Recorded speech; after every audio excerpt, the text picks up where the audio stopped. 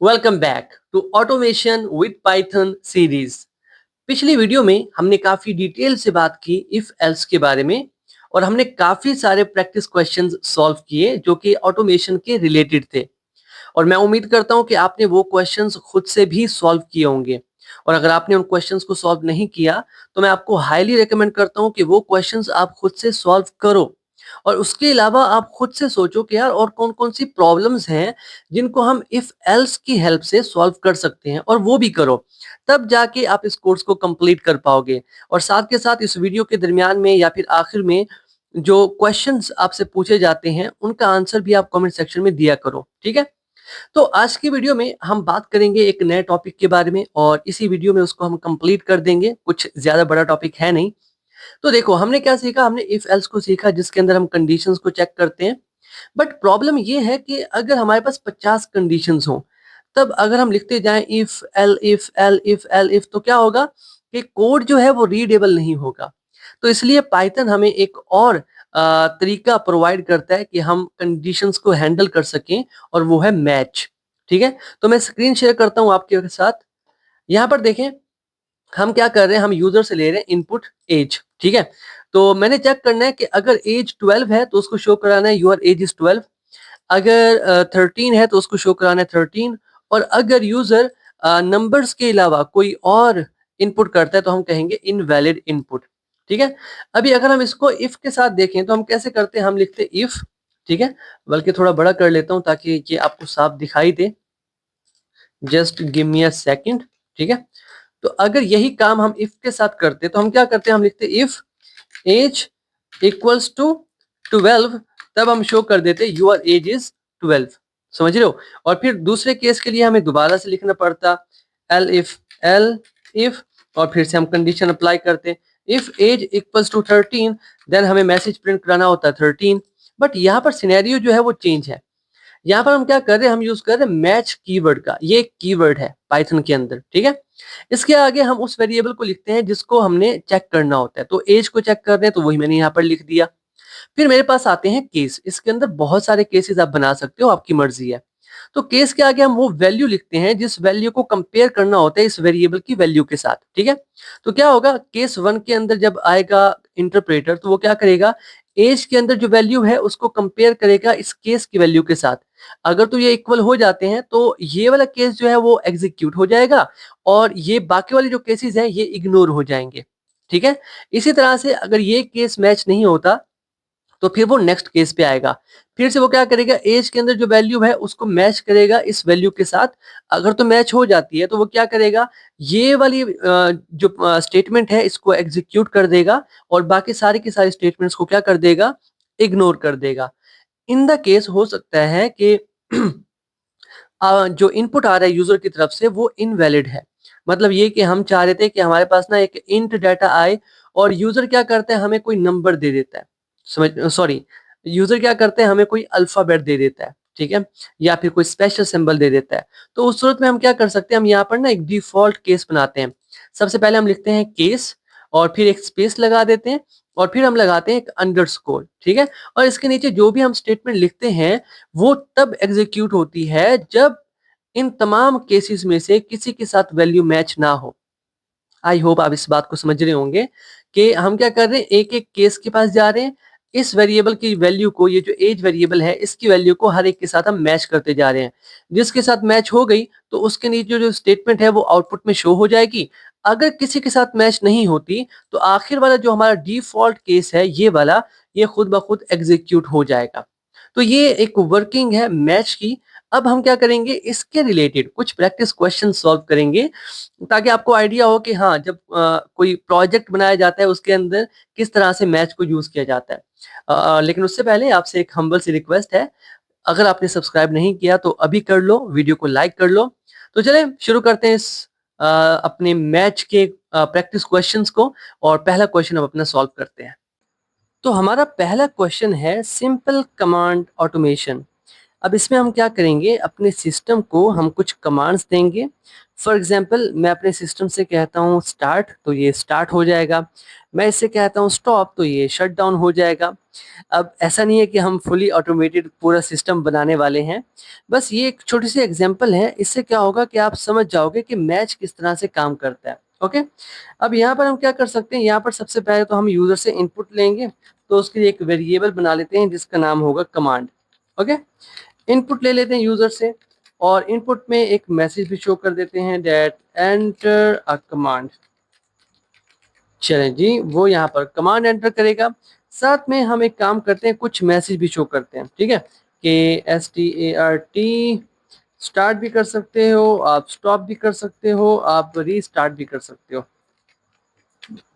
ठीक है, ये 3 हमने दे दिए, और यहाँ पर मैं इसे स्नोज पे लगा देता हूँ। मैं नहीं चाहता कि ये हमें परेशान करे। ठीक है, ओके, ये तो हो गया, हमने यूजर से कमांड ले ली।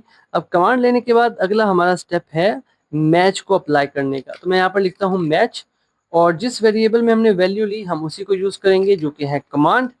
अब यहाँ पर हमने केसेस बनाने हैं। पहले केस में मैं लिख देता हूँ स्टार्ट, कि हाँ अगर यूजर स्टार्ट इनपुट करते हैं तो हमने क्या करना है, मैसेज शो कर देना है दैट सिस्टम एस, ये हट जाए, ठीक है, सिस्टम स्टार्टिंग, और साथ में डॉट डॉट भी लगा देते हैं, दिखने में अच्छा लगता है। ठीक है, चलिए जी एक और केस बना लेते हैं, केस। और एक बात और यहाँ पर मैं दोबारा से बताता जाऊं कि इंडेंटेशन के मामले में पाइथन बहुत सख्त है। अगर यहाँ पर आप एक और स्पेस ऐड करते हो तो आपको एरर शो होगा। मेक श्योर कि ये जो स्पेसिस है ना ये इक्वल होनी चाहिए। ठीक है, तो यहाँ पर हम कर लेते हैं जी स्टॉप के लिए, कि अगर यूजर स्टॉप लिखता है तब भी हमें एक मैसेज शो करना है। ठीक है, और इसके अंदर हम क्या मैसेज शो कराएंगे, that system is shutting down, ऐसा कुछ कह सकते हैं। ठीक है, या फिर सिस्टम शटिंग डाउन डायरेक्टली लिख देते हैं, इज नहीं लिखते, शटिंग डाउन। चलें जी, ये भी हो गया। अब एक और केस बना लेते हैं, क्योंकि हमने रीस्टार्ट के लिए भी रखा था। तो केस, और यहाँ पर हम कर देते हैं री स्टार्ट, और इसके लिए भी हम एक मैसेज शो कर देते हैं प्रिंट। ठीक है, और मैसेज में शो कर देते हैं सिस्टम री स्टार्टिंग। ठीक है, और डॉट डॉट भी लगा देते हैं। चलें जी, अब इसके अंदर हमने डिफॉल्ट केस भी लगाना होता है, जैसे कि मैंने आपको अभी थोड़ी देर पहले बताया, केस, ठीक है, स्पेस अंडरस्कोर। ठीक है, और यहाँ पर हम मैसेज शो कर देते हैं प्रिंट, और यहाँ पर मैसेज क्या शो करें, हम यहाँ पर मैसेज शो कर सकते हैं फॉर एग्जांपल अननाउन कमांड कह सकते हैं। ठीक है, ये ज़्यादा अच्छा रहेगा, अननाउन कमांड। चलें जी, अब एक काम करते हैं, इसको एक बार रन करके देखते हैं कि ये ठीक तरीके से काम कर भी रहा है या नहीं। तो यहाँ पर मैं लिखता हूँ स्टार्ट, तो मैंने स्टार्ट लिखा, एंटर किया, तो यहाँ पर आया सिस्टम स्टार्टिंग। लेकिन एक और बात यहाँ पर मैं आपको दिखाना चाहता हूँ, मैं चाहता हूँ आप इस पर फोकस करें और ये आप खुद सॉल्व करेंगे। मैं लिखता हूँ स्टार्ट, अब यहाँ पर मैंने एस जो है वो कैपिटल लिखा है, एंटर किया तो मेरे पास आ रहा है अननाउन कमांड। मतलब ये कि केस सेंसिटिव वाला इशू जो था ना उसको हमने कवर नहीं किया। पिछली वीडियोस में हमने इसके बारे में बात की थी, और हमने एक मेथड यूज किया था डॉट लोअर का।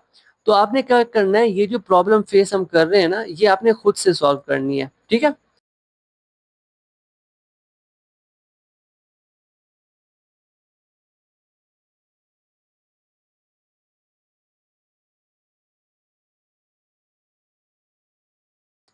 चलिए जी अब एक काम करते हैं, एक और प्रैक्टिस क्वेश्चन भी सॉल्व कर लेते हैं स्मार्ट होम कंट्रोलर का। ठीक है, स्मार्ट होम कंट्रोलर डॉट पाई।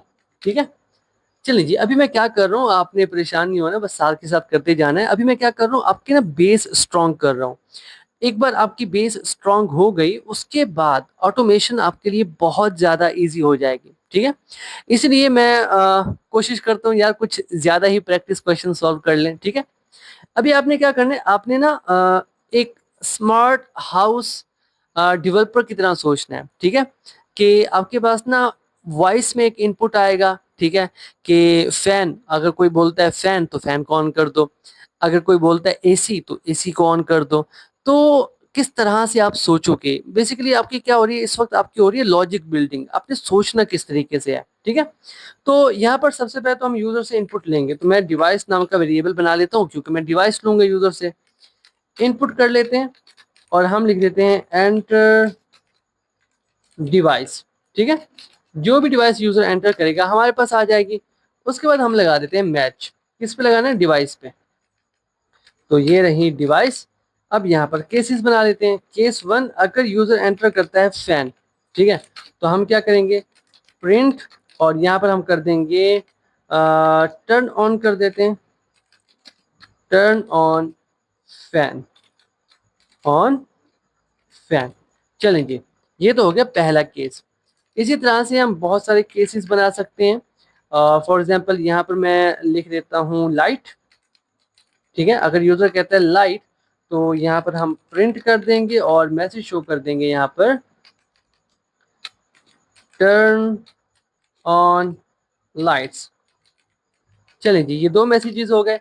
कुछ और भी हम कर सकते हैं। फॉर एग्जांपल एक और केस बना लेते हैं कि अगर यूजर एसी बोलता है, ठीक है, तो हमने क्या करना होगा, एयर कंडीशनर जो है उसको ऑन करना होगा। तो यहाँ पर प्रिंट कर लेते हैं और यहाँ पर हम एक मैसेज शो कर देते हैं, थोड़ा फैंसी कर देते हैं इसको, ठीक है। हम कह सकते हैं स्टार्टिंग एसी, स्टार्टिंग एसी, कि हाँ भाई एसी जो है वो स्टार्ट हो रहा है। और डिफॉल्ट केस तो बनाना ही पड़ता है। तो एक डिफॉल्ट केस बना लेते हैं कि अगर कोई ऐसी डिवाइस का नाम लेता है जो कि हमारे सिस्टम में है ही नहीं, तो हम क्या कह सकते हैं, हम कह सकते हैं डिवाइस नॉट रिकॉग्नाइज, रिकॉग्नाइज, ठीक है जी। चलें जी, अब एक काम करते हैं, इसको करते हैं सेव और एक बार इसको करते हैं यहाँ से रन। और इनपुट मांग रहा है जी एंटर डिवाइस नेम, तो मैं कहता हूँ जी फैन है, तो वो क्या करेगा, फैन को ऑन कर देगा, सिंपल। ये जो हमारे पास होती है ना एलेक्सा और सीरी, ये बिल्कुल इसी तरह से काम करती हैं, ठीक है। मतलब ये कि वहाँ पर भी पीछे जाके कहीं ना कहीं कंडीशन मैच हो रही होती है कि यूजर ने क्या कहा है। बस फर्क क्या होता है, वहाँ पर ना कुछ सेंसर्स को यूज किया जा रहा होता है, कुछ एपीआईज को यूज किया जा रहा होता है यूजर से कमांड लेने के लिए। लेकिन वहां तक पहुंचने के लिए ना इन स्टेप्स से गुजरना आपके लिए बहुत ज्यादा जरूरी है। आपको ये चीजें एक बार समझ में आ गई ना, तो उन चीजों को समझना आपके लिए और भी ज्यादा इजी हो जाएगा, ठीक है।